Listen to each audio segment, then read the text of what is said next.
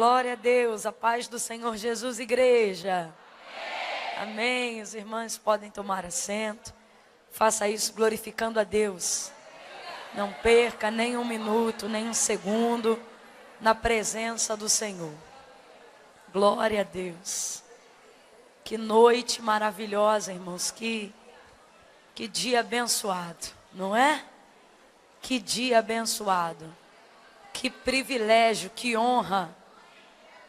Que honra, numa quinta-feira, podermos estar assim, tão próximos, tão congregados, num lugar onde o Senhor nos deu a oportunidade de juntar, de unificar, de congregar com um único propósito: louvar, engrandecer o seu nome, adorá-lo na beleza da sua santidade, proclamar as suas maravilhas, quebrantar o nosso coração, reconhecer os nossos erros, pedir de Deus uma transformação, uma mudança.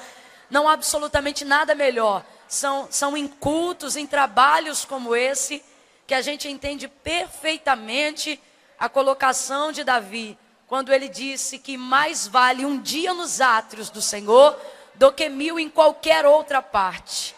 Quando ele diz: é melhor estar à porta da tua casa do que habitar nas tendas da impiedade. Não há absolutamente nenhum outro lugar que tenha um poder de nos revigorar, de nos matar e fazer reviver ao mesmo tempo, com tanta força, com tanto poder, com tanto dinamismo como o altar. Oh, aleluia. Olhe para a pessoa que está ao seu lado e diga para ela: que bom que você veio. Oh, aleluia. Oh, eu sei que tem gente aqui que veio às vezes como a mulher do fluxo de sangue. Gente que veio perdendo sangue, gente que veio perdendo episódios da sua própria vida, gente que veio sacrificando, gente que veio renunciando, gente que está aqui escovada, bonita, arrumada, mas só Deus sabe como veio. Mas o Senhor está dizendo: o importante é que você veio. Oh, aleluia! Que bom que você veio, que bom que você veio. Glória a Deus. Veio chorando, mas veio. Veio com problemas, mas veio. Veio com questões ainda até então mal resolvidas, mas veio. Chegou ainda com alguns questionamentos, algumas perguntas que ainda não foram respondidas, mas veio. Veio para buscar da parte de Deus uma direção, um renovo, mas veio. Veio ainda tomando Rivotril no meio do caminho. Outros ainda com remédio controlado. Gente que saiu de casa debaixo de gritaria e discussão, mas veio. E o Pai está dizendo: eu vi que você veio. Eu vi que você veio. Aleluia. E Deus não é menino, Deus não é moleque. Deus sabe o que você deixou. Deus sabe como você veio. E se você veio, Ele não vai se deixar ausente na sua presença. Oh, aleluia. Oh, aleluia. Que noite gloriosa. Que alegria poder retornar a essa casa. Que alegria poder retornar a essa casa.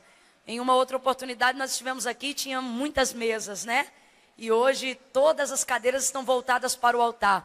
Eu falei para a Francine, falei: Fran, tem um propósito nisso. A nossa sede aumentou. A nossa busca aumentou. Eu sei que tem gente aí que saiu de lugares longes e precisou chegar mais cedo. Então, entre um louvor e outro, está precisando enfiar um salgadinho na boca, engolir alguma coisa. Mas está ligadinho, está comendo e está com Jesus, né?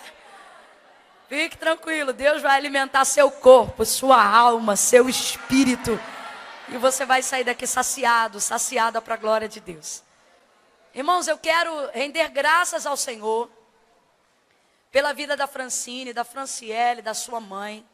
Mencionando elas, eu quero estender meu sentimento de gratidão a Deus junto com todo esse povo reunido aqui nesse lugar, por essa família e por toda a equipe de trabalho que juntamente com essas irmãs trabalham incansavelmente de maneira muito organizada. Glória a Deus. Glória a Deus. Glória a Jesus. Oh, aleluia. Senhor nosso Deus e nosso Pai, louvado seja o teu nome. Deus, a minha vida já foi entregue nas tuas mãos.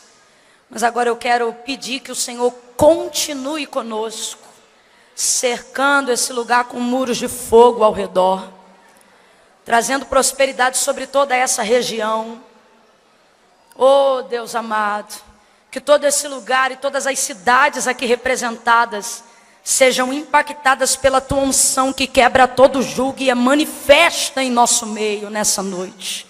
Tira toda a ansiedade, tranquiliza o nosso coração, vai trazendo paz a todos os corações, vai aniquilando toda a ansiedade, Senhor, e vai glorificando o teu nome nessa noite, em nome de Jesus.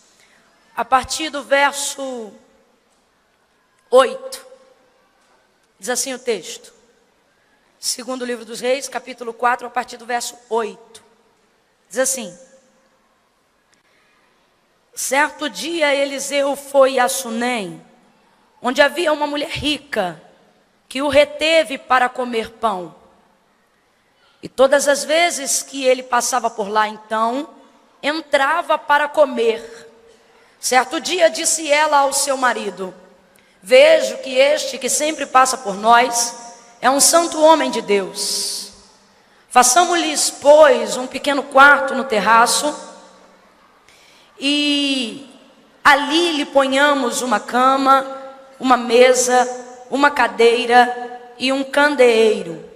E quando ele vier a nós, ali se recolherá. E certo dia chegou Eliseu e recolheu-se àquele quarto e se deitou. E disse ele ao seu moço Geazi: chama a sunamita. E chamando a ele, ela se apresentou perante o profeta. E disse Eliseu a Geazi: diz assim: tu tens nos tratado com todo desvelo, e agora o que se há de fazer por ti? Haverá alguma coisa que se fale por ti ao rei, ou ao chefe do exército? E ela respondeu a ele: eu habito no meio do meu povo. Então disse o profeta: o que se há de fazer por ela? E disse Geazi: ora, ela não tem filho, e o seu marido é velho. Então disse Eliseu: chama-a. E chamando-a, ela se pôs à porta. E disse Eliseu: por este tempo, daqui a 1 ano, abraçarás um filho. E respondeu ela: não, meu senhor, homem de Deus, não mintas a tua serva. Mas a mulher concebeu e deu à luz a um filho no tempo determinado no ano seguinte, como Eliseu lhe dissera. E tendo crescido certo dia o menino, saiu a ter com o seu pai, que estava com os segadores. E disse a seu pai: ai, a minha cabeça, ai, a minha cabeça. E o seu pai disse ao moço: leva-o à sua mãe. E ele o tomou e levou à sua mãe. E o menino esteve sobre os joelhos dela até o meio-dia. E então o menino morreu. E então o menino morreu. Completa para mim: o menino morreu. O menino morreu. Subiu ela, pois, e deitou o menino sobre a cama do homem de Deus. E fechou a porta e saiu. Seu marido chamou a seu marido e disse: manda-me um dos moços e uma das jumentas, para que eu corra. Completa para mim: para que eu corra. Vem com força: para que eu corra. Para que eu corra ao homem de Deus e volte. Para que eu corra ao homem de Deus e volte. E perguntou a ele: por que vais a ele hoje, se não é lua nova nem sábado? E ela disse: tudo vai bem. Então ela albardou a jumenta e disse ao seu moço: guia, anda e não para no teu caminhar, senão quando eu te disser. Diga amém por essa palavra. Amém. Você pode dar graças a Deus por essa palavra? Glória a Deus. Eu vou contar de 1 a 3. Quando eu disser 3, você vai liberar uma palavra que determina o rumo profético daquilo que o Senhor nos confiou para essa noite. Vou contar de 1 a 3. Quando eu disser 3, Você vai virar para a pessoa que está ao seu lado e vai dizer para ela desse jeito: eu vou, mas eu volto. Quem entendeu, diga amém. Amém. Você vai dizer o quê? Eu vou, mas eu volto. É 1, é 2, é 3. Libera isso. Sacode ela, sacode ela, sacode ele e diga: eu vou, mas eu volto. Oh glória, oh glória, oh glória, aleluia, aleluia, aleluia. A sunamita, ela tem um senso de responsabilidade fora do comum, fora do comum. Diante de uma crise, diante de uma situação tão calamitosa, e eu não quero ser redundante, não quero ser enfadonha, justamente por isso já me estendi dentro do texto, para você entender qual é o contexto que isto está sendo falado. Uma mulher rica, que vê no profeta Eliseu alguém muito mais do que um profeta, alguém que reconhece nele a santidade do Senhor, alguém que vê nele características de um homem de Deus, um caráter elevado. Ela não diz: marido, vamos construir um quarto junto ao muro da nossa casa, porque ele é um profeta. Ela não está preocupada com o seu ofício no exercício da profecia. É interessante porque a sunamita tem uma perspectiva única de Eliseu. Eu não consigo me lembrar de nenhuma outra pessoa que tenha prestado esse serviço e esse cuidado de maneira tão diligente sobre um profeta, totalmente desprovida de interesse do ofício profético desse camarada. Gente, eu não estou falando de qualquer pessoa, eu estou falando do profeta Eliseu. Eu estou falando de alguém que, se dissesse levanta, levantava. Que se dissesse vai haver fome, havia fome. E que se dissesse vai haver comida antes das 3 horas da tarde, a comida chegava. Eu estou falando de alguém que olhou para um homem leproso, que o disse para mergulhar no Jordão 7 vezes, e este homem saiu de lá totalmente curado. Estou falando de um profeta. Gente, Eliseu era um profeta tão absurdo, tão absurdo, tão absurdo, que quando essa sunamita, depois que seu filho morreu, foi procurá-lo no Monte Carmelo, onde ele entregava um tempo de oração, afinal era discípulo de Elias, e Elias tinha o mesmo costume. O texto vai dizer que quando ela vai subindo para falar com ele, Geazi vem na frente para reter. Quando Geazi chega na frente para reter essa mulher, Eliseu diz assim: deixa ela vir, porque o Senhor me ocultou. Veja, no nosso meio, quando nós estamos buscando a face de Deus, crentes indo para a casa de Deus, ou como aqui nessa noite, normalmente as manifestações espirituais são comuns em nosso meio. E aí, quando a gente tem a oportunidade de falar daquilo que Deus nos falou, a gente sempre costuma dizer: olha, Deus me revelou. Sim ou não? Deus me revelou. Mas isso acontece sempre? Isso acontece todo dia? Só que é a primeira vez que você vai ouvir na boca do profeta Eliseu, ao invés dele dizer Deus me revelou, ele vai dizer Deus me ocultou. Por quê? O que ele está dizendo? Ele está dizendo que para ele o canal da revelação é aberto o tempo todo. Estranho é quando fecha, atípico é quando fecha, diferente, exceção é quando fecha. O canal do camarada é aberto o tempo todo. Enquanto eu e você ligamos num fio, ele está ligado no cabo de aço. O tempo todo. O tempo todo. Então eu estou falando de um homem que toda e qualquer pessoa quer ter a oportunidade de estar diante dele. A Sara falou uma coisa aqui e é muito interessante. É muito difícil você atrelar, ou melhor, você separar de uma pessoa aquilo que ela faz daquilo que ela é. Normalmente nós dizemos que as pessoas são baseado naquilo que nós vemos elas fazerem. E isso tem tanto o lado positivo como também tem o seu lado negativo. E no caso de Eliseu, é difícil você estar ao lado de um profeta e esquecer do tamanho do seu ofício, do exercício da sua profecia, da unção dobrada, da virtude de Elias que paira sobre a vida desse homem. Mas o texto vai dizer, e esse é o olhar único da sunamita sobre Eliseu, qual ela vai desprover-se de qualquer interesse da lembrança dele ser um profeta. Ela não quer profecia. Ela não chama ele dentro da casa dela para receber uma oração.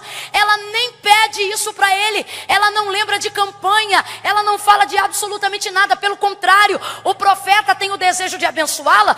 Tão constrangido ele está sobre o cuidado desinteressado que ela revela sobre ele. Gente, o texto vai tratar o tempo todo Eliseu como profeta. Completa para mim para eu ver que você está aqui. O texto vai tratar Eliseu o tempo todo como? Como profeta. Tem algum fundo? Eu estou ouvindo algum fundo? Eu agradeço de todo o coração, mas pode tirar. Tá bom?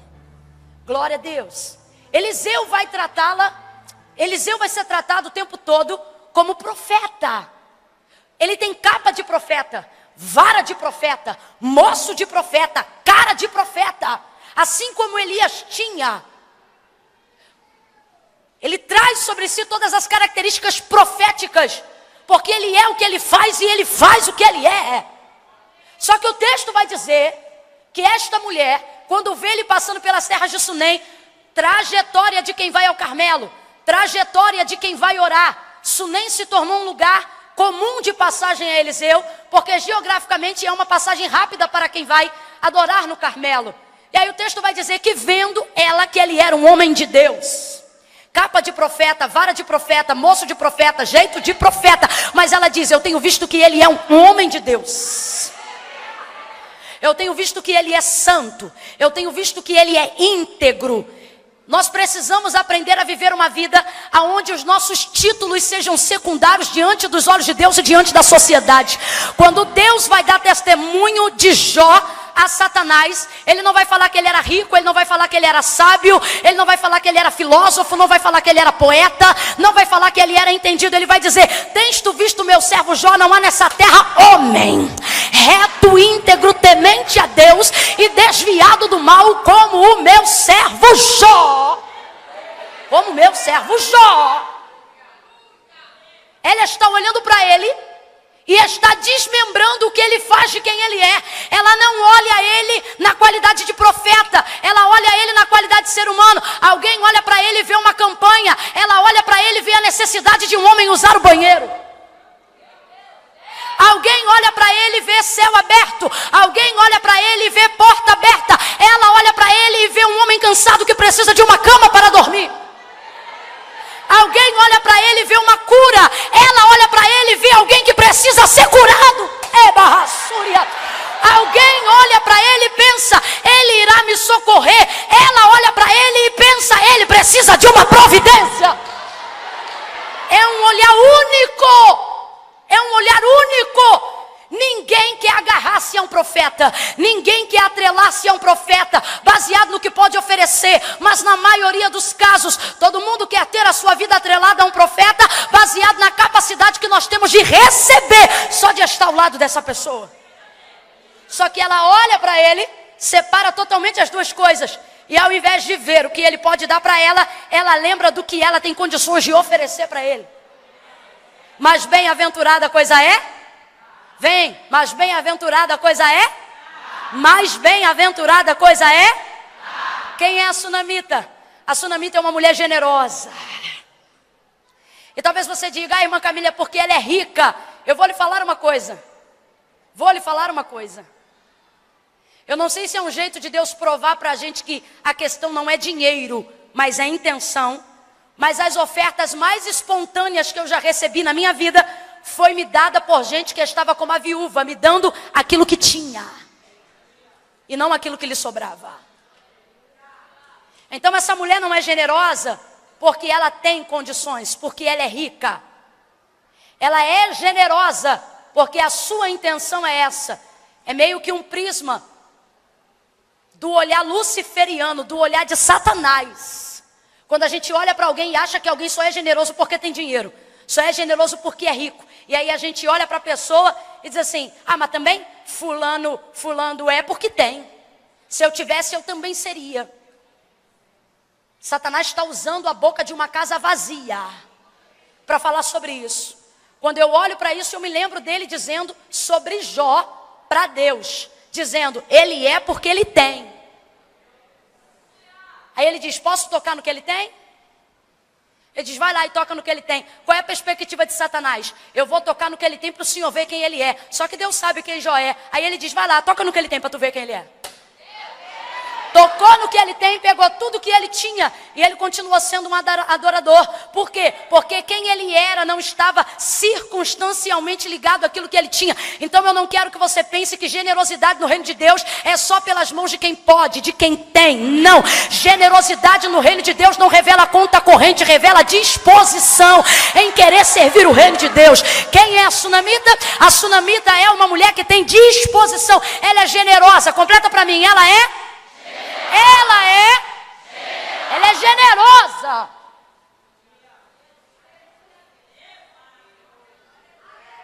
Generosa. E gente generosa sofre. E tem gente que entrou aqui dentro nessa noite, como a sunamita.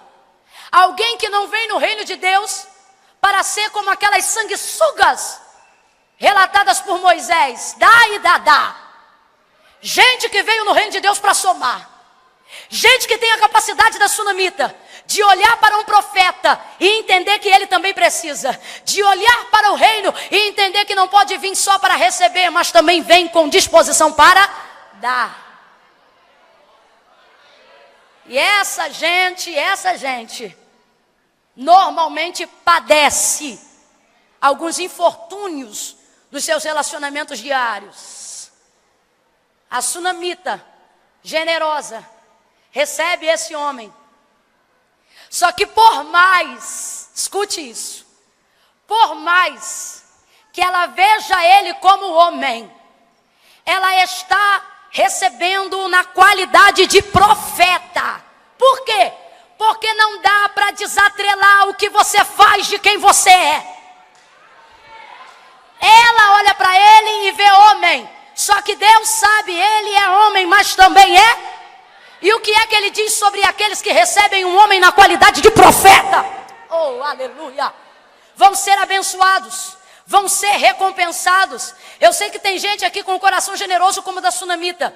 Gente que está aqui porque deseja fazer a obra de Deus. Gente que tem feito a obra de Deus na sua igreja. Gente que tem procurado dar testemunho dentro da sua casa. Gente que não está preocupado com o que o céu pode oferecer, mas está preocupado em ter obras para colocar diante de Deus, para não se apresentar com as mãos vazias naquele grande dia.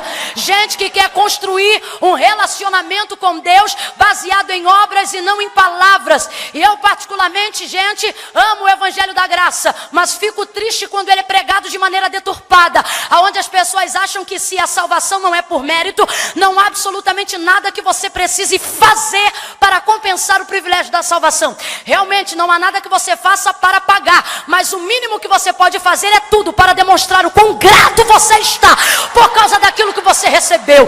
E as pessoas pensam que elas não precisam fazer nada. Se elas não precisassem fazer nada, se a igreja não precisasse fazer nada, quando o Senhor arrebatou a João na ilha de Pátimos, ele não teria dito a João, quando escreveu as 7 cartas às igrejas da Ásia, ele não teria escrito a cada uma das igrejas. E o início de cada contexto da carta começa da seguinte maneira: eu conheço as tuas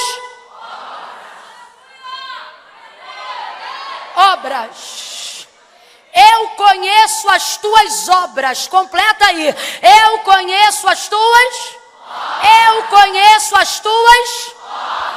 O livro do memorial de Deus, a qual Malaquias vai fazer citação no capítulo 3, lá para o versículo 19, ele vai falar do livro do memorial. O livro do memorial é o livro de obras. Na revelação apocalíptica nós também vamos ver João falando sobre o livro das obras. O que é o livro das obras? O livro das obras entra tudo o que a gente faz. No livro das obras não entra o que a gente quer fazer. No livro das obras não entra o que a gente tem vontade de fazer. No livro das obras não entra o que a gente sonha em fazer. fazer. Ah, no livro das obras não entra. Ah, se eu pudesse, Deus sabe. No livro das obras só entra o que a gente faz.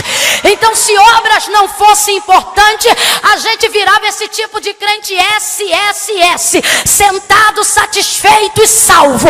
Mas o Senhor está dizendo: não, eu quero que você seja, aleluia, um crente grato, salvo, grato e trabalhador, salvo, grato e laborioso, salvo, grato e servo. Essa mulher é uma serva. E enquanto eu estou pregando aqui, o Espírito de Deus está falando comigo. O que você tem feito? E por que você parou de fazer? Porque esses projetos só estão no papel. Você não precisa de um grande público para começar a pregar. Você não precisa do contato de grandes igrejas para entregar uma palavra. Você não precisa estar diante de pessoas renomadas para se tornar reconhecido diante de Deus. Você não é missionária quando alguém te ordena. Você é missionário, você é missionária quando você vai ao campo cumprir o ídolo do Senhor. E o campo não está só na África. O campo não está só no Vale do Jequitinhonha. O campo às vezes é a tua cunhada que mora em cima de você e você não prega lá.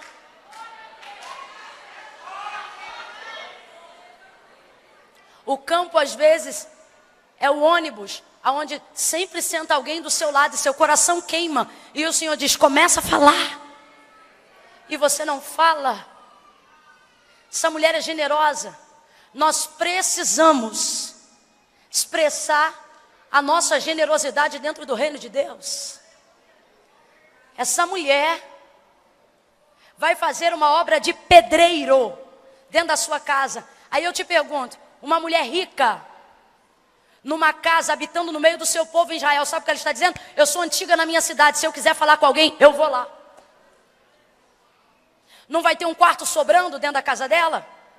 Não vai ter um quarto de hóspede dentro da casa dela? Vai, só que ela entende que Eliseu precisa de algo novo. Ela entende que ele é consagrado. Vai fazer obra de pedreiro, vai meter a mão na massa. Vai fazer poeira. Tem como fazer quebradeira sem sujar a casa? Sabe o que ele está dizendo? Eu vou comprometer o meu conforto para você ter o seu. Que generosidade. Que generosidade. Aleluia. Oh, aleluia. Eu estava ali sentada e havia projetado uma palavra em meu coração. E o Senhor falou comigo: fala dela. E eu falei: dela não, Senhor. E o Senhor disse: fala dela. Porque tem pessoas aqui que entraram com o coração sangrando, porque foram generosas. Mas sendo generosas, foram iludibriadas. Sendo generosas, foram enganadas. Sendo generosas, passaram por algum trauma. Porque só o generoso vive alguns traumas. O mentiroso não vive. Por quê? Porque ele não confia em ninguém. Porque você mede as pessoas pelo que você é. Quem mente não acredita no que ninguém diz. Quem não confia, não confia. Agora, ela é generosa. O generoso está sempre com a porta da casa aberta. O generoso sempre vai um pouco além. O generoso sempre empresta e não cobra juros. O generoso não pede de volta, não entrega com avareza. Só o generoso carrega traumas. Só o generoso vive problemas. Só o generoso passa por esse tipo de tempestade. Só o generoso encontra dificuldade dentro dos relacionamentos. Porque você não consegue entender que dentro de um relacionamento alguém invista em você menos do que você está disposto a oferecer. E isso te incomoda. E isso te incomoda. Essa mulher vai entregar para ele tudo que ela tem do seu melhor. E ele vai retribuir essa generosidade. Mas eu quero que você lembre que receber Eliseu em sua casa é receber o próprio Deus. É receber o próprio Senhor. quando ela o recebe e entrega todas essas coisas, ele fica constrangido. E constrangido ele diz assim, Geazi, vai lá e pergunta para ela se ela quer que eu fale a algum rei, ao chefe do exército. O que ele está dizendo é, pergunte se ela tem alguma causa na justiça. Pergunte se ela tem alguma demanda que eu venha recorrer por ela. O que ela quer. Ou seja, a pergunta de Eliseu é, o que ela deseja? Eliseu está dizendo, Geazi, vai lá e pergunta o que ela quer. O que ela quer não é a mesma coisa do que ela precisa. O que ela quer é a manifestação de vontade, é o que ela deseja. Então completa aí para mim. O que Eliseu está mandando Geazi fazer é perguntar o que ela deseja. Irmãos, ela pode não ter necessidade expressiva de nada, mas desejo não está ligado à necessidade. Tem coisas que eu não preciso, mas eu quero. Sim ou não? Você precisa de um vestido novo todo mês? Mas você deseja. Você precisa da quantidade de sapatos que você tem? Mas você continua comprando porque você olha e você deseja. Quem aqui vai num rodízio de carne para comer porque precisa? Claro que não. Se fosse para precisar, você comia 200 gramas de arroz, um pedaço de carne e já estava o suficiente. Mas não, você vai num rodízio porque você está com desejo de comer carne. Você não vai porque você está com fome, você vai porque você quer matar a vontade. Eu quero que você entenda a diferença desses dois aspectos. Eliseu não está perguntando para ela o que ela precisa. Eliseu está perguntando para ela o que ela deseja. Eu quero dizer para você que tem investido no reino de Deus, líder do departamento de irmãs, para você que investiu no ingresso para estar hoje aqui. Alguém falou, você é maluco, e você disse, não, isso é investimento. Eu quero falar para você que tem trabalhado na obra de Deus, para você que tem feito coisas dentro da casa de Deus, para você que tem se envolvido com o reino de Deus. O Senhor está dizendo, é impossível que eu não comece a trazer a manifestação dos seus desejos. E talvez como a sunamita, você vai dizer, Deus, eu não preciso de nada, eu não quero nada, eu sou pecador, eu estou melhor do que eu mereço. Só que Deus está dizendo, eu não estou fazendo isso por você, eu estou fazendo isso para atender um princípio, qual é impossível que todo aquele que se aproxima de Deus não seja galardoado. Por quê? Porque Ele diz acerca de si mesmo, que todo aquele que nele crê e se aproxima dele, será galardoado por Ele. Deus está dizendo, ei, não é só porque você merece, é porque eu sou assim. Eu vou recompensar. Quem me conhece sabe, normalmente o Senhor me traz a um viés de confronto, a um viés de arrependimento. Mas nessa noite, quando eu entrei aqui, o Espírito de Deus falou comigo, diga para essas mulheres que é chegado um tempo de recompensa. Diga para estas mulheres que é chegado um tempo de recompensa. Pegue na mão dessa mulher, pegue na mão desse homem, vai. Segure na mão, não segura porque eu estou pedindo, não. Segura com fé. Segure na mão dessa pessoa e diga para essa pessoa, ei, é chegado. Diga, é chegado. Diga, neste tempo. Diga, neste tempo. Galardão. Deus vai surpreender muita gente aqui ainda esse ano. É ano de surpresa. Eu não estou falando isso na qualidade de profetisa, na qualidade de pregadora. Eu estou falando isso na qualidade de profetisa. 2018 será um ano de surpresas da parte do Eterno. O Senhor vai te surpreender. Receba a surpresa. Receba a surpresa. Deixa eu lhe falar uma coisa. Eu não vim falar nessa noite do que você precisa. Eu vim falar sobre os desejos que estão no recôndito do seu coração. Coisas que são tão grandes. Coisas que são tão absurdas, que você não tem coragem nem de contar para sua melhor amiga, porque você fica com vergonha de dizer para ela aonde nos seus sonhos você se vê. Você se enxerga. como você está lá. Coisa que você tem vergonha de reproduzir até verbalmente em oração. Você não coloca diante de Deus porque você pensa ser uma ousadia. Diante de tantos erros, diante de tantas falhas, você diz, eu não vou colocar isso diante de Deus. Mas Deus vê que você pensa nisso o dia inteiro quando está lavando louça. Daqui a pouco já viajou e está lá. E Ele diz, eu sei que pensamentos tenho de vós. Diz o Senhor.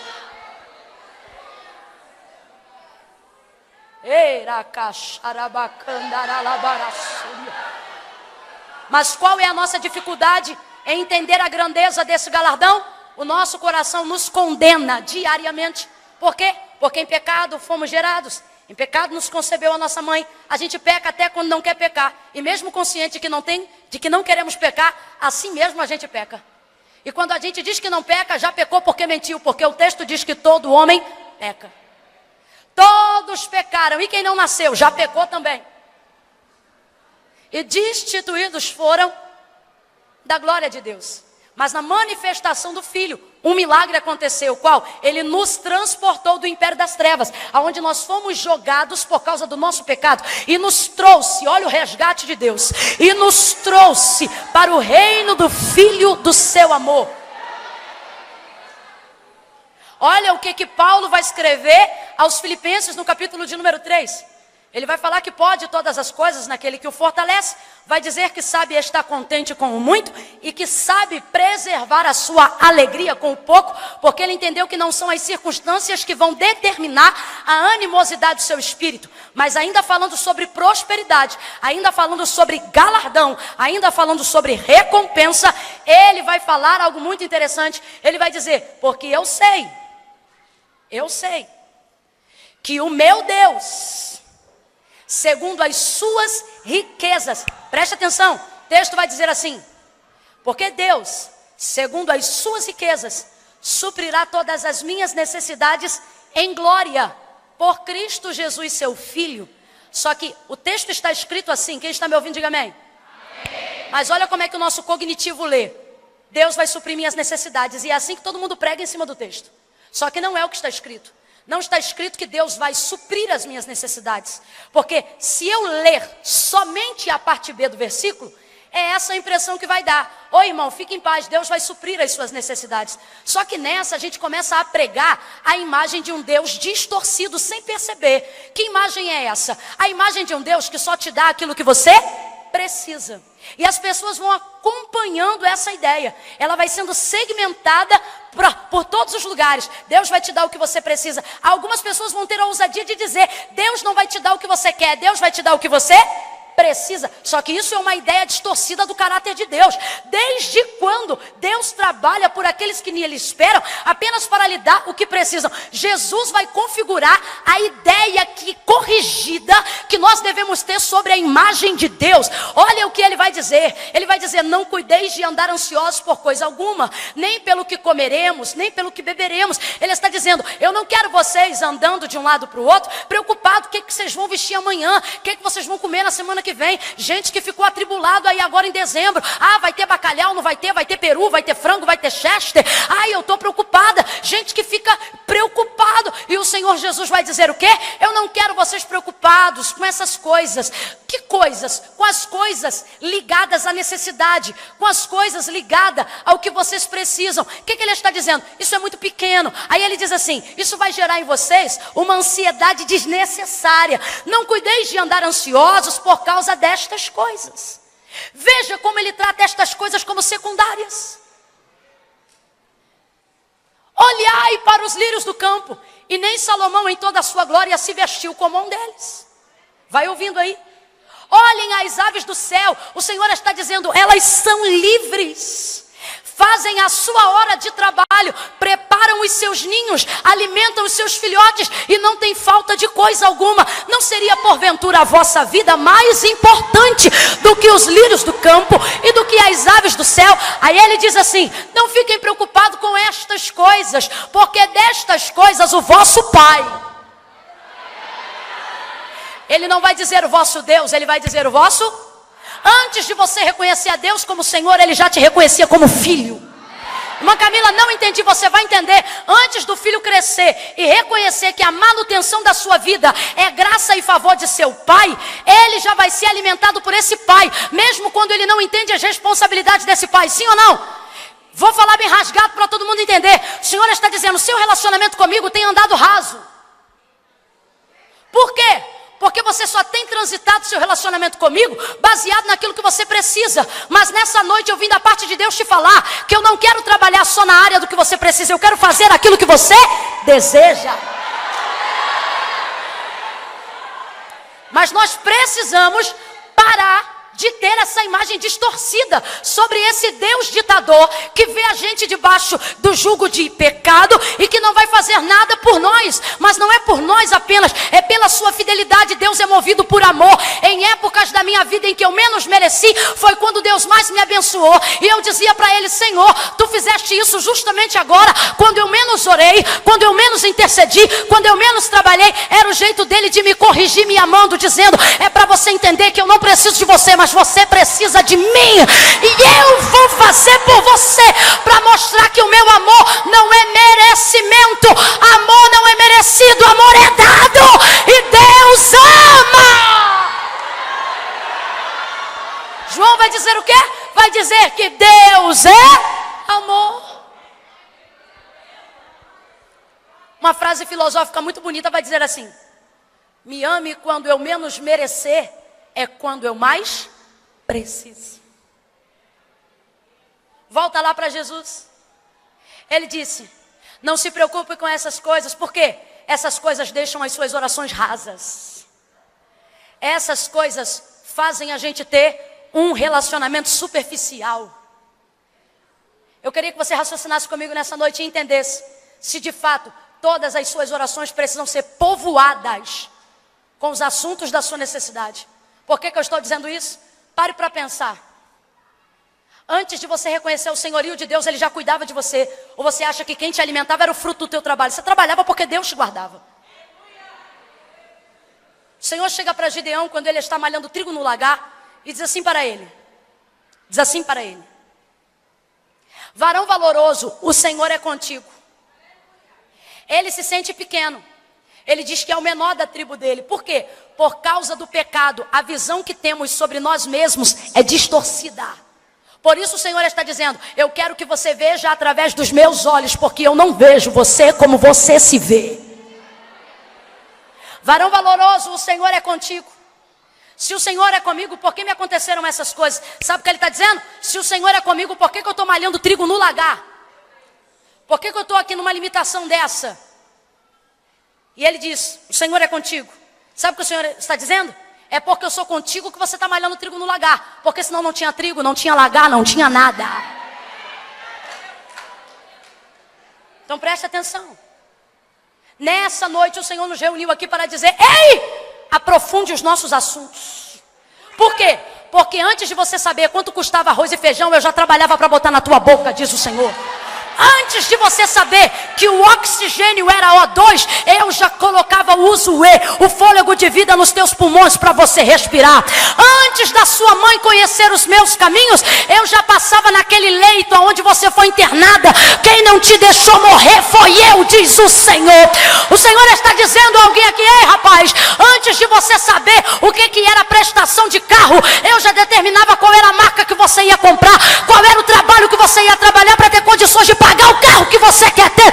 O Senhor está dizendo a alguém aqui, ei, pare de conversar comigo sobre o que você precisa, porque isso é só conversa de servo, é só conversa de quem necessita, mas não foi para isso que Jesus veio ao mundo.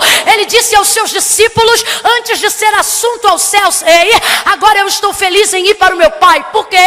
Porque agora eu já não vos chamo de servo, porque o servo faz o que faz ao seu senhor, porque tem que obedecer, mas não sabe porque ele manda.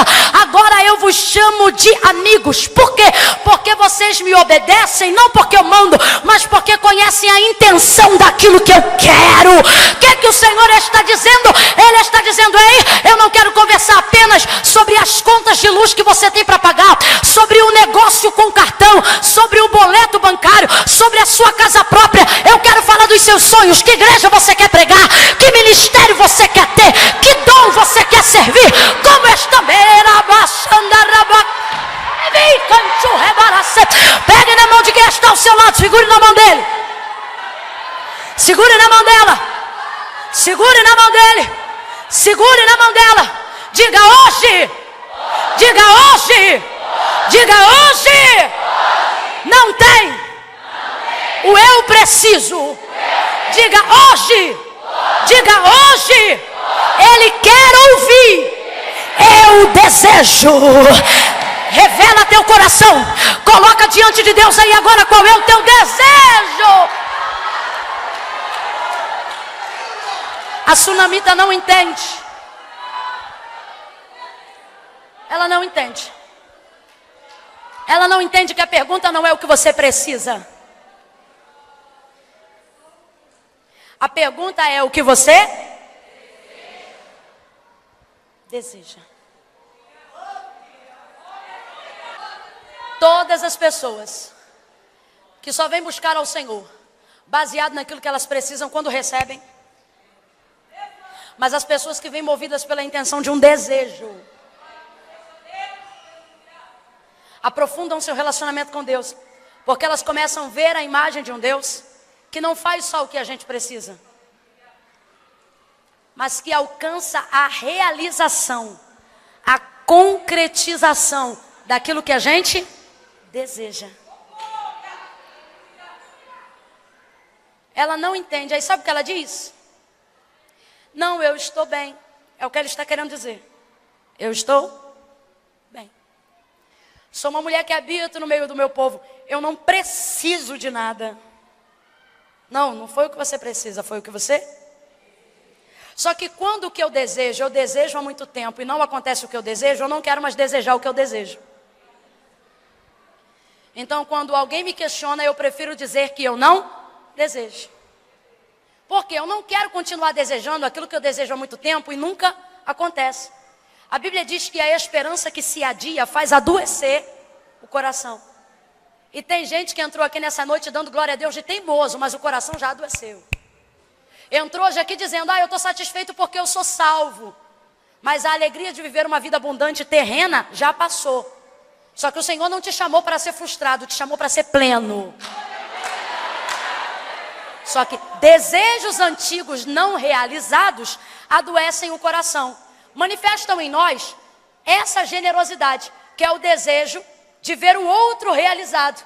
E com isso eu me sinto bem, com isso eu me sinto à vontade. Só que o Senhor está dizendo, eu não te chamei só para realizar o desejo dos outros. Eu não te chamei para ser realizada no desejo dos outros. Eu quero realizar o seu desejo. Mas a gente tem vergonha. A gente tem tristeza. Por quê? Porque já deseja há muito tempo. Tem muito tempo que você quer que esse marido mude. Aí hoje você diz que não quer mais. Não é que você não quer mais colocar expectativa sobre isso. Todo mundo que tem desejo precisa ter que lidar quase que diariamente com sentimentos de frustração. Por quê? Porque você gera expectativa aquele ano, gera expectativa aquele mês, e daqui a pouco aquele é frustrado. Ou seja, tudo vem para desanimar, para roubar a sua fé, para tirar a sua expectativa, até o ponto que chega uma hora que você não se desvia do caminho do Senhor, mas você não tem mais vontade de desejar aquilo, porque você não quer sofrer por causa daquilo. Então, como possibilidade de defesa, não é de preguiça, é de defesa. Por quê? Porque você não aguenta mais chorar por aquilo, você não aguenta mais sofrer por aquilo, você não aguenta mais se desesperar por aquilo. Então, por uma questão de defesa, você diz, não quero mais querer isso. Mas continua querendo. Só que não dá mais confiança para aquele querer. E o Senhor está dizendo, eu sei o que você desprezou, mas ainda está na minha mão. Ela quer um filho? Sim, ela quer um filho. Mas por que ela diz que não quer? Porque ela já quis esse filho há muito tempo. Ela quer esse filho há muito tempo. E toda vez que ela lembra que ela quer um filho, ela lembra que ela não pode ter esse filho. Toda vez que ela lembra que ela quer um filho, ela lembra que não pode viver a realização desse filho. Então, para se proteger, ela diz que não quer. Ela diz que não precisa. Ela diz que está bem. E a gente costuma ovacionar o vai tudo bem da sunamita. Mas o vai tudo bem da sunamita, profeticamente é lindo. Psicologicamente, ele é a revelação de uma enfermidade na alma. que é quando você diz que está tudo bem, estando tudo mal. O que é isso? Falta de confiança nas pessoas. Você não se expõe. Por quê? Porque você tem medo de se expor em vão. Só que quem está diante dela é um profeta. Quem está diante dela é um homem que ela mesma disse que ele é santo. Mas o que nós estamos vendo? Estamos vendo uma sunamita movida por traumas. Que sunamita é essa? É uma sunamita que prefere não expor aquilo que ela sente porque ela não quer se frustrar de novo. E eu provo o que eu estou dizendo aqui, porque quando Eliseu viu que ela disse que não queria nada, chamou ela, falou assim: Geazi, vai lá e chama ela. Quando chamou ela, não perguntou de novo. Quando a chamou, não perguntou de novo. Olhou para ela na porta e disse: no tempo determinado, tu conceberás e darás à luz a um filho. Ela diz assim: não! Não, meu Senhor, homem de Deus, não minta! Presta atenção, não minta a tua serva. Mas peraí. Ela acabou de dizer que ele era santo. Ela construiu um quarto na casa dela porque ele era santo. Ela sabia que ele era um homem íntegro. Só que agora ela está... olha a junção na mesma frase, vê se combina. Não, meu Senhor, homem de Deus, não minta. Aí eu te pergunto, um homem de Deus pode mentir? Vem, igreja, um homem de Deus pode mentir? Mas um mentiroso pode se passar por homem de Deus? Pode ou não pode? Ela é generosa, ela não abriu a porta da casa a primeira vez para Eliseu. Essa mulher já recebeu outros que se diziam profetas, e é por isso que ela não quer saber de profeta, ela quer saber de caráter. Só que quando ele profetiza, veja, ela trata ele como homem de Deus enquanto ele não fala nada. Por quê? Porque ela não quer mistério, ela não quer manto, ela não quer revelação, ela não quer profecia. Profecias já fizeram ela chorar, profecias já fizeram ela esperar, profecias já deram datas que não foram cumpridas. Aí ela pensa, foram profetas que falaram. Não, foram mentirosos que se passaram por profetas. Mas agora está diante dela um profeta, um homem de Deus que não mente. E ele olha para ela e diz: tu conceberás. E ela diz: não. Não o quê? Não toca no meu desejo. Não. Não mexe na ferida que eu já estou colocando casca. Tem gente aqui que vem à igreja porque ama Deus, mas quando vê alguém já marchando, nem quer.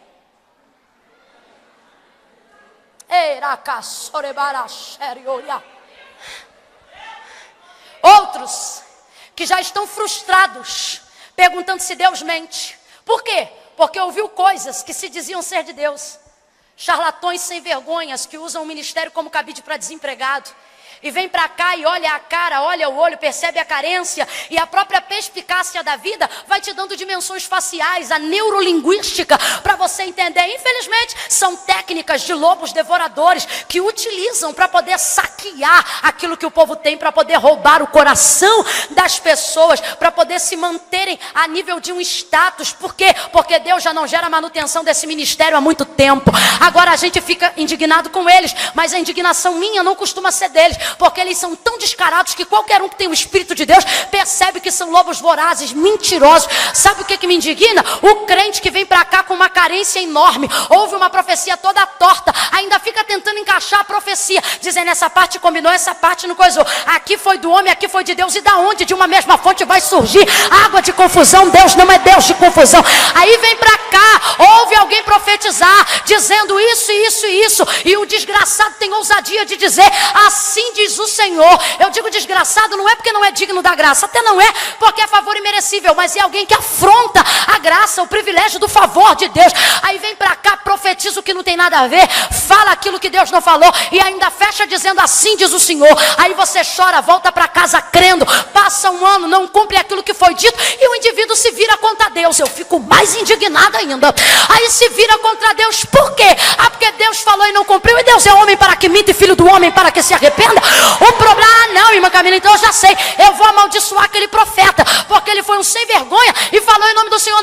Não amaldiçoa o profeta não, bota a tua vida em dia, porque quem ouve a voz de Deus em casa não se confunde quando ele fala na rua, não se confunde quando ele fala na igreja, mas vem para a casa de Deus com o coração, com o rombo de uma carência espiritual desse tamanho. Por quê? Porque não dobra o joelho para orar, só quer imposição de mão, não abre a Bíblia para falar com Deus, só quer revelação. Aí acredita em qualquer sem vergonha. O Senhor está dizendo: ei, o véu do templo se rasgou, você agora pode ouvir a minha voz, e eu quero revelar os meus desejos a você. Deus não mente. O Espírito de Deus está me dando ousadia para falar isso para alguém. Deus não mente. Seja todavia o homem mentiroso, mas Deus verdadeiro. Não, homem, que não, homem de Deus, está doida? Fala a verdade. Tudo que você quer é um filho? Eu já quis muito e ainda quero, mas não quero revelar. Gente, não é forçação não. Uma mulher numa cultura judaizante, num território de Israel, casada com um homem sem filhos, é não ter a posteridade do seu marido dentro da sua casa, é desonroso. Você sabia que no livro das orações dos judeus, tem uma oração em que eles agradecem por não terem nascido mulher? E dentro dessa oração, tem uma oração, não é a Bíblia não, tá, gente? Tem uma oração em que eles agradecem por não terem sido mulher, para não terem o risco de ainda terem sido mulheres, serem estéreis. Aí você acha que uma mulher, não estou falando do século 21 não, que uma mulher daquela época não enfrenta problemas emocionais, sociais, pelo fato de não ter filho? Não precisa ser nenhum Augusto Cury para trazer essa revelação sobre o texto, gente. Está na cara, mas quando ele diz você vai gerar, ela diz não. Ela não está dizendo não para o filho, ela está dizendo não para o que ela julga ser uma mentira. Não mexe com as minhas emoções. Tudo me leva a crer, eu não estou afirmando, mas na perspectiva da irmã Camila, tudo me leva a crer que não é a primeira vez que alguém está dizendo, você vai ter um filho. Só que ela diz, não. E isso acontece com a gente. Deus me toma para alguém hoje aqui e diz, você vai casar. Só que ela espera isso desde os 30, já tem 40, ela diz, não. Pois eu digo mais, vai casar, vai ser de noiva e ainda vai ter buffet. E você diz, não quero, para que isso? Gente aqui que quando tinha 12 anos de idade, o Senhor disse, vou te levantar e você será uma profetisa, você será uma pregadora, e vou eu andar com você de um lado para o outro. Você tem 38 e nada aconteceu. Hoje o Senhor relembra essa profecia e essa promessa enquanto eu prego, e você diz, não, isso deve ser coisa do meu coração, e o Senhor está dizendo, no cabo determinado eu vou cumprir porque eu sou Deus. E você diz, não. Não é porque você não gosta, não é porque você não espera, é porque você não quer mais ter que lidar com a frustração de uma coisa que você espera e que nunca chega. Aí a gente olha para as irmãs e diz, irmã, quer casar? Não quero mais não. Não quer enquanto o bonito não chega. É só ele chegar, passar um perfume no cangote. Aí, não, mas eu vou, mas eu não vou casar não. Vou primeiro noivar, vou ver como é que tá. Aí as meninas da igreja descobrem. Tá noiva, tô. Vai casar? Vou, mas vai ser uma coisa simples. Não, não vai não. Aí já chega a costureira e diz, já tenho vestido. Vestido pra quê? Já passei dos 40. Não, vai ter vestido sim. Aí vai na costureira, começa a fazer o vestido. Aí daqui a pouco a vizinha aqui também da igreja olha o vestido, você nem tá lá. E ela diz, pra que esse vestido? Pra fulana. Ué, fulana vai casar? Vai. Ué, mas ninguém me falou nada. É porque ela está fazendo uma coisa simples. Não, mas a minha mãe fez salgado. Ela já tem o bolo? Não sei, pergunta para ela. Fulana, eu vi, é assim ou não é? É assim ou não é? O Senhor está dizendo, ei, você não queria porque estava frustrado, mas na hora de eu te realizar, você vai querer toda a pompa, você vai querer todo adorno, você vai querer todo adereço, porque eu não vim para visitar as suas frustrações, eu vim para promover as suas realizações. Tem 2 tempos na nossa vida marcado por Deus: o tempo que Deus vem para falar e o tempo que Deus não fala mais nada. No tempo que Deus não fala mais nada, a gente é visitado pela frustração, porque a gente fica pensando, será que vai cumprir o que Deus falou? Deus não falou mais nada e daqui a pouco tudo acontece e Deus está dizendo, é o que vai acontecer. É por isso que eu já não falo com você há tanto tempo. Por quê? Porque quando eu venho para falar eu só falo, mas quando eu venho para cumprir eu não falo nada. Eu venho para cumprir essa mulher vai gerar. Vai conceber. 3 meses depois daquilo dali, ela já estava grávida. 3 meses depois desse dia que ele falou, ela estava grávida. Cabo de 1 ano, teve o filho. O menino cresceu, passou muito tempo, 12 anos. Aproximadamente 12 anos. Eliseu continua passando por lá. E ela continua tendo relacionamento com ele. Porque relacionamentos que não são baseados no que a gente faz, mas no que a gente é em primeiro lugar, trazem para nós alianças eternas. No dia, o menino acorda, vai com os pais. Vai com o pai trabalhar. Você sabe que 12 anos é quando fecha a muleira craniana, né? Tudo leva a crer que ele teve uma inflamação cerebral. Porque ele gritava, ai, ai, ai, ai, a minha cabeça. Não estava preparado para viver no campo. Aí o pai diz assim para um dos seus servos, pega ele, leva ele para sua mãe. Vai o menino chegando em casa, o menino é devolvido para ela praticamente morto. Ele grita, grita, grita, ela bota ele sobre os joelhos, bota ele sobre os... Irmão, quando está gritando, a gente tem que resolver no joelho. Quando está morrendo, a gente tem que resolver no joelho. Ela coloca ele no joelho. Só que o texto vai dizer que mesmo assim, quando deu meio-dia, o menino morreu. Voltou ao seu colo para morrer. Vez ou outra o adversário vai fazer isso com a gente. Vez ou outra Deus vai permitir que seja feito. O que, irmã Camila? Coisas que a gente quis muito e teve que aprender a vencer a frustração para ter. Em algum momento vão ser abaladas novamente. E quando isso acontecer, tudo vai te levar a crer que não foi Deus que deu. Porque a gente tem uma fé mística de que se é Deus, tudo tem que dar certo. Só que Deus pode estar em coisas que às vezes dão errado. Mas o texto diz que todas essas coisas no fim cooperam para o bem. Só que a gente só lembra disso no fim. O menino morreu. Teve coisas que vieram ao seu colo. Coisas que são suas. E foram jogadas em cima de você para morrer. Não tinha mais jeito. O menino morreu. E tem gente que entrou aqui e está dizendo, irmã Camila, eu já vivi o que a irmã está pregando. Mas agora parece que morreu. O casamento morreu. Seu ânimo morreu. A alegria. Aquela profeta. Aquele vaso. E o texto diz que quando dá meio-dia, que o menino morre, ela pega o menino, coloca no colo, leva para o quarto do homem de Deus. Deita ele sobre a cama, fecha a porta e sai. Quando ela sai, ela diz, marido, me dá um dos servos, para que albarde o jumento e eu corra de encontro ao homem de Deus. E o marido diz, por que vais a ele hoje? Não é lua nova, nem sábado. Ela tinha um costume, não sei se buscar, de orar com ele, de estar no monte, de o consultar, mas não era lua nova nem sábado. Irmão, quando a coisa aperta, não dá para esperar lua nova nem sábado. Quando é a realização do meu sonho que está em jogo, eu não posso ficar esperando o dia que vai ter culto na minha igreja. Quando é a minha casa, quando é a minha felicidade, quando é a realização de tudo que eu sofri para chegar aonde cheguei, para ter o que eu tenho, para viver o que eu vivo. Eu não posso esperar ser dia de Santa Ceia para eu sentir a presença de Deus, não. Eu não posso esperar a porta da minha igreja estar aberta, não. Eu preciso correr de encontro ao meu socorro, porque a minha vida é a minha promessa. Foi o que Deus disse a meu respeito, que está sendo ameaçado.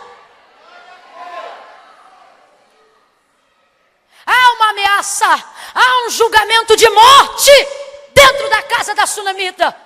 E o marido pergunta, está tudo bem? E ela diz, está tudo bem. E eu te pergunto, estava tudo bem? Estava tudo bem? Ela não expõe. Gente, não é amigo, não é vizinho, é marido. Mas ela não fala.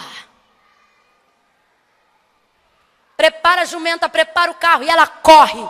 No 3 você vai dar um susto para essa irmã que está quase dormindo. Quando eu disser 3, você vai olhar para ela e para ele e vai dizer, corre. Eu não contei até 3 ainda, isso aí não assusta nem um mosquito. 1, 2, 3, vai.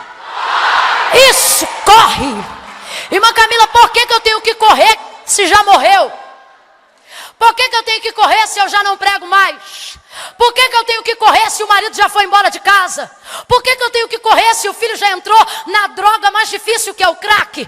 Por que eu tenho que correr se o adultério já bateu a porta? Por que eu tenho que correr se a rebelião já entrou na igreja?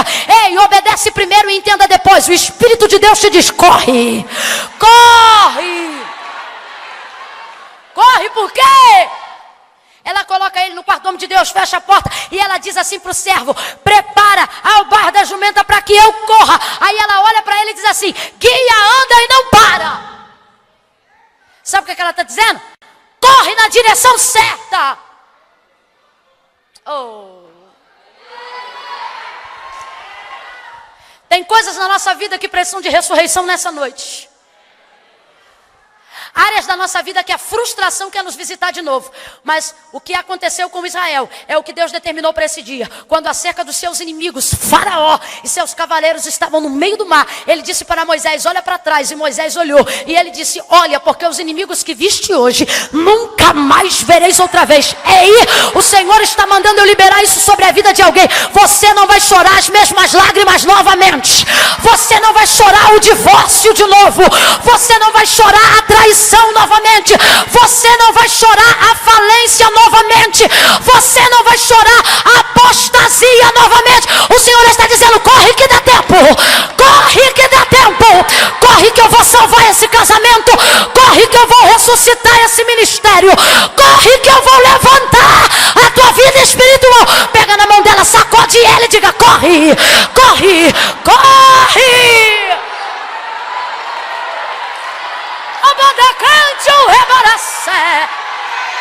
Que ele venha te dar pés como os das corças, asas como de águia, fôlego dos cavalos.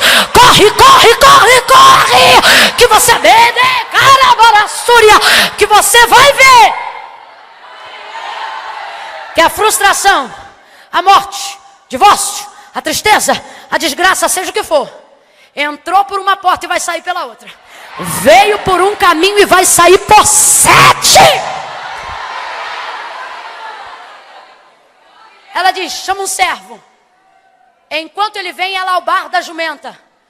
Quem albarda é ela. Ela quer o carro pronto para quando ele chegar. O Senhor está dizendo, eu tenho amigos que vão te fortalecer, mas o teu carro tem que estar pronto quando eles chegarem. Podia ter pegado um alazão. Ela deve ter um tipo manga larga machador. Um cavalo árabe, mas não, ela diz, pega a jumenta. Por quê? Porque eu não quero só agilidade, eu quero um animal de força, porque ela sabe que ele está no Carmelo. O alazão pode ser muito bonito, mas não sobe o Carmelo.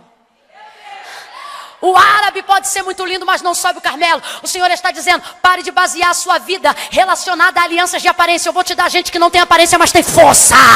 Não tem aparência, mas tem força. Para esse episódio, para essa época da sua vida. Que época é essa, gente? Eu já profetizei. É um ano de surpresas e Satanás vai tentar acabar com a nossa festa. Mas Deus vai colocar do nosso lado gente que sabe usar força.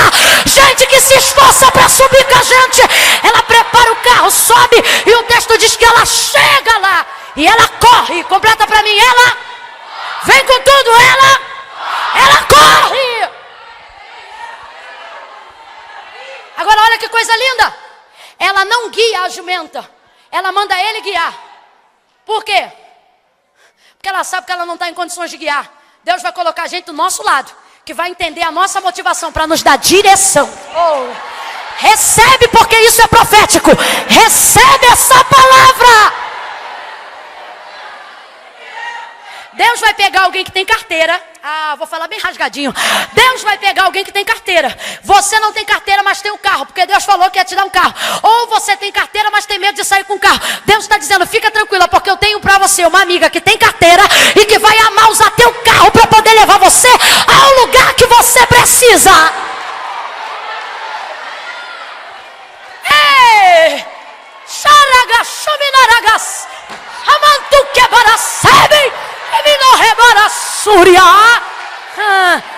Você está dizendo, irmã Camila, eu tenho um livro, mas não tenho quem edite. O Senhor está dizendo, fica tranquilo, cuida do livro que eu cuido da gráfica. Eu estou preparando alguém que vai patrocinar o seu livro. Mas não olhe a aparência. Quem vai subir contigo esse Carmelo é a jumenta.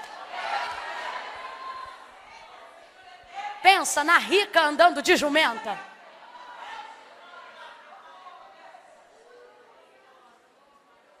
Quando chega lá, ela diz assim para ele: te pedi algum filho?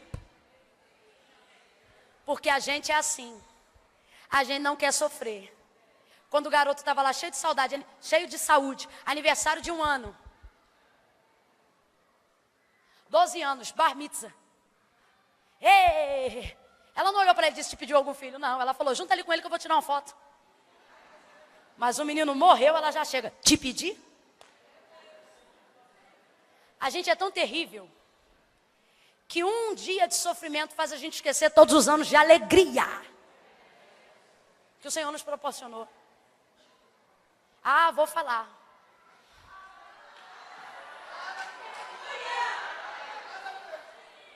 Um líder se levantou contra você, ou alguém dentro da sua própria casa se levantou por causa daquilo que Deus tem feito na sua vida.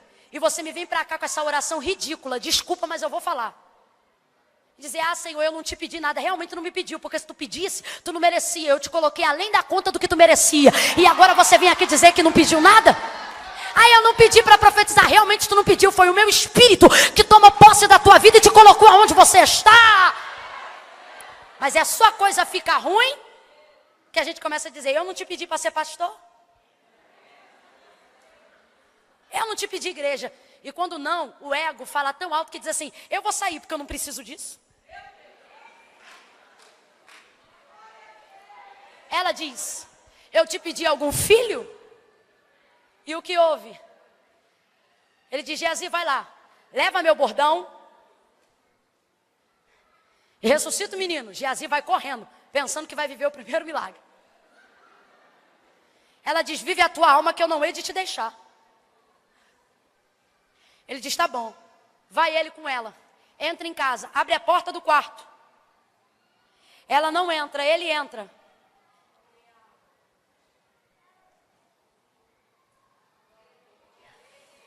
Ele bota bordão. Ele chega na boca.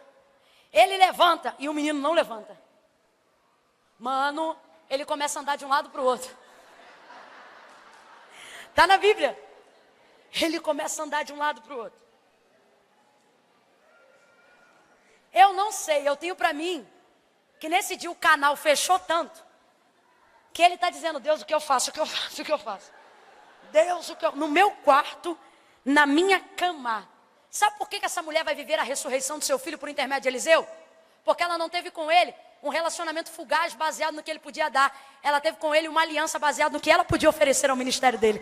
Ele não tem responsabilidade sobre aquele menino, mas ele faz isso por gratidão. Porque quando ele disse que ela ia gerar, ela gerou. Quando ele disse que ela ia ter, ela teve. A parte dele está cumprida, mas ela chama ele de volta. Ela corre. Ela diz: para que eu vá ao homem de Deus e volte, vem comigo e diga: não falta unção. Fala: não falta unção. Não falta poder. Não falta oração. Não falta fé. Deus está dizendo: o que está faltando para o seu milagre acontecer é responsabilidade. Ela vai, mas ela volta. Ele entra no quarto, anda de um lado para o outro, acontece tudo isso e está ela lá. Aí o texto diz que ele deita sobre o menino para aquecer o seu corpo. Quem está me ouvindo, diga amém. Amém. Quem vai fechar esses 10 minutos comigo, diga eu. Então vamos embora. Ela deita sobre o corpo do menino. Ele deita sobre o corpo do menino para aquecer o corpo. Aí você começa a entender por que ela corre. Por que ela corre? Porque morreu, mas ainda não esfriou. Por que ela corre? Porque morreu, mas ainda dá tempo. Porque morreu, mas ela não se conforma.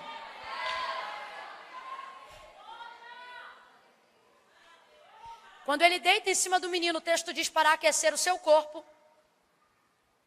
Ele levanta e o menino espirra 7 vezes. E então levanta também. E ele pega o menino pela mão e devolve ele para a sua. O Senhor está dizendo: a vida. O menino começou a gritar. e padeceu dor até morrer. Quem é ele? Ele é o menino da promessa, ele é o menino da profecia, ele é a realização de um desejo, ele é a concretização de uma vontade, ele é a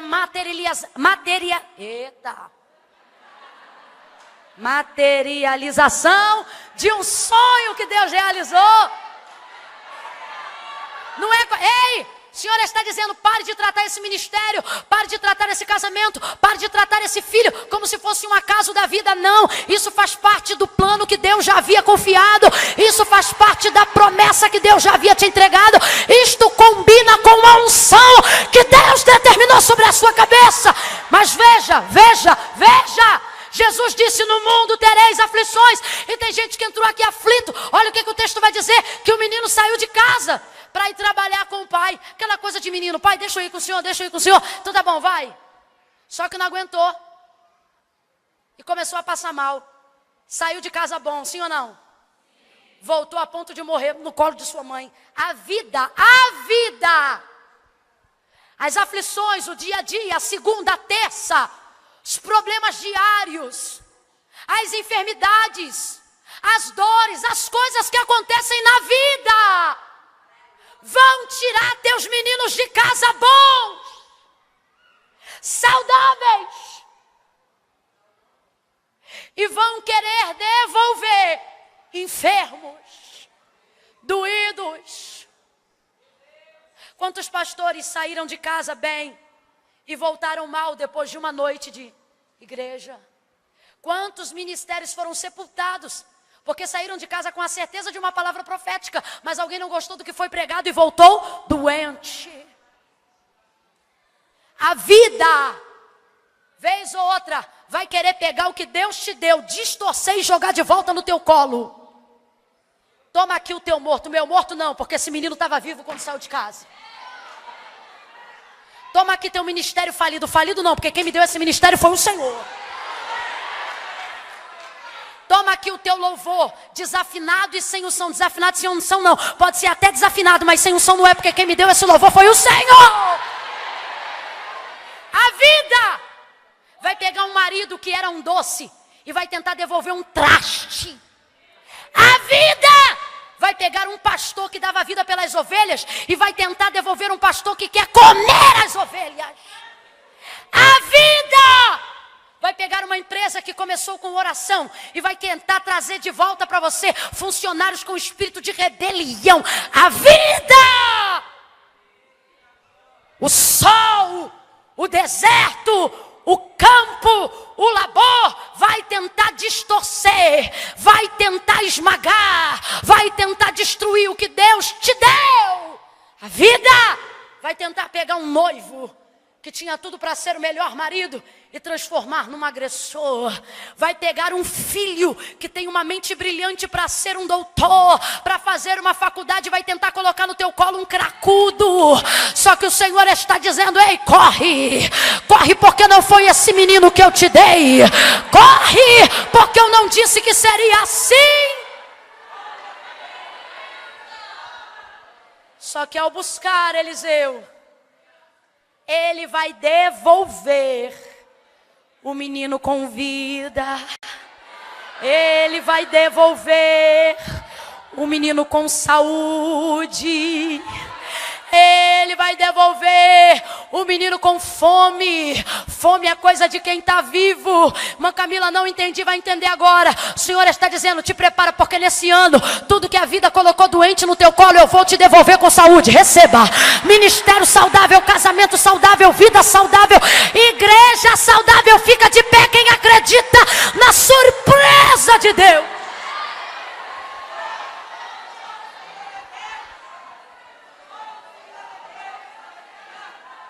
Oh, aleluia. Aleluia. Aleluia.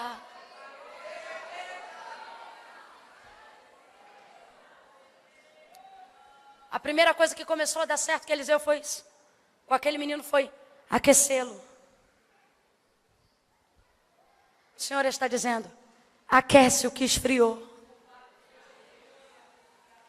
Prega para pelo menos uns três e diga, começa a esquentar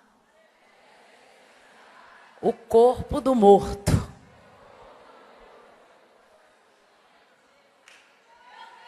Irmã Camila, eu não estou sentindo nada. Vai dando glória. Começa a esquentar.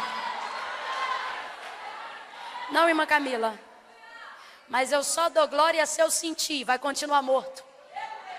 Tem que ser ao contrário. Eu vou dar glória até sentir. Porque eu quero que viva. Aleluia!